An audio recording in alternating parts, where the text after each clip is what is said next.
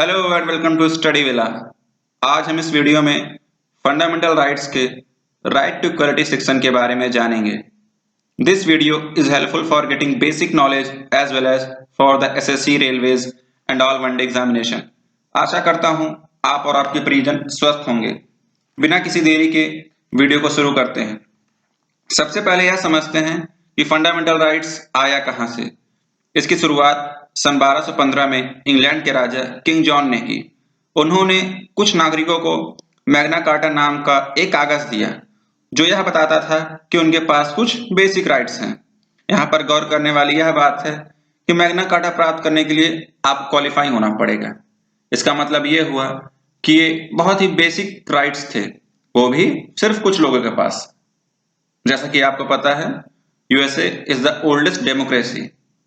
USA पहला democratic देश था जिसने अपने देश के नागरिकों के लिए फंडामेंटल राइट्स का प्रावधान किया। भारत ने भी फंडामेंटल राइट्स का कंसेप्ट यूएसए से लिया है। अब समझते हैं व्हाट इज फंडामेंटल राइट्स।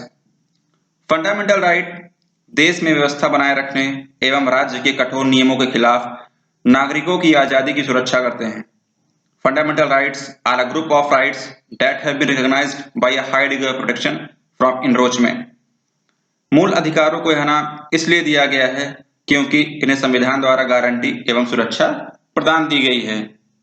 ये मूल इसलिए भी हैं क्योंकि ये व्यक्ति के चौमुखी विकास जैसे भौतिक, बौद्धिक, नैतिक एवं आध्यात्मिक के लिए आवश्यक हैं।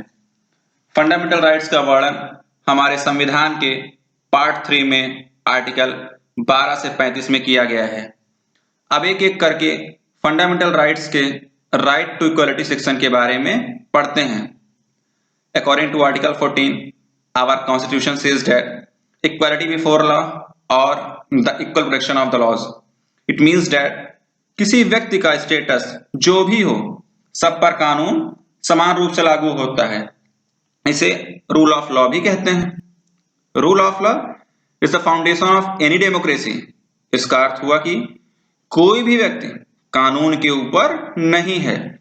किसी पॉलिटिशियन, गवर्नमेंट ऑफिशियल या सामान्य नागरिक में कोई अंतर नहीं किया जा सकता। ये रही आर्टिकल 14 की बात। अब बात करते हैं आर्टिकल 15 की। सरकार किसी से भी धर्म, जाति, समुदाय, लिंग और प्लेस ऑफ बर्थ के आधार पर भेदभाव नहीं कर सकती। दुकान, होटल और सिनेमा हॉल्स जैसे पब्लिक प्लेसेस पर किसी के प्रवेश को रोका नहीं जा सकता।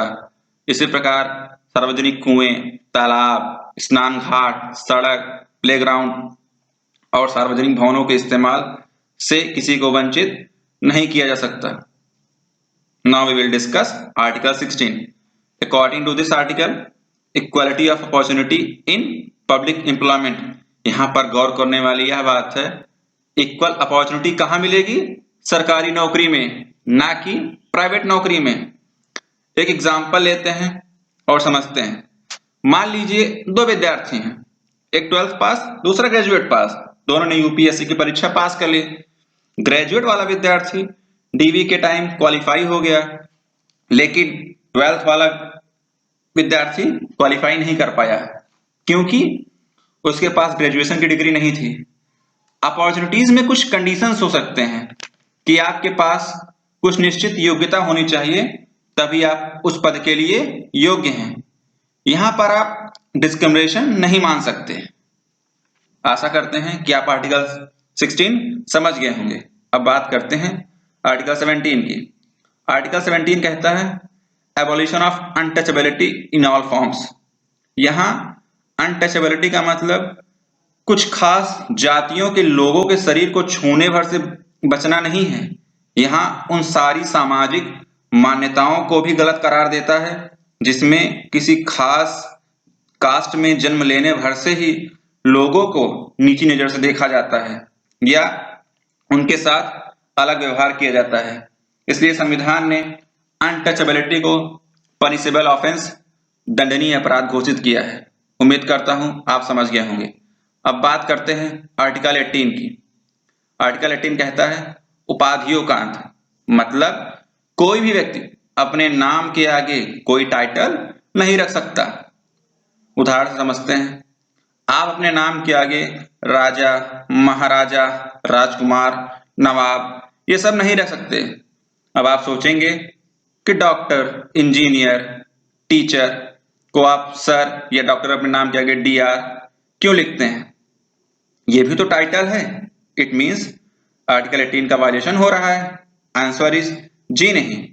ये सब टाइटल तो हैं, लेकिन कमाया गया है, जन्म लेते ही नहीं मिल पाया। इसे प्राप्त करने के लिए हार्ड वर्क किया गया है। आप कमाए गए टाइटल का यूज कर सकते हैं, ये आपका अधिकार है। इसी के साथ फंडामेंटल राइट्स में राइट टू इक्वलिटी का सेक्शन यहीं पर समाप्त होता है। आई होप आपको यह वीडियो यूजफुल लगा होगा। प्लीज वीडियो को लाइक करें, शेयर करें और चैनल को सब्सक्राइब करें। धन्यवाद।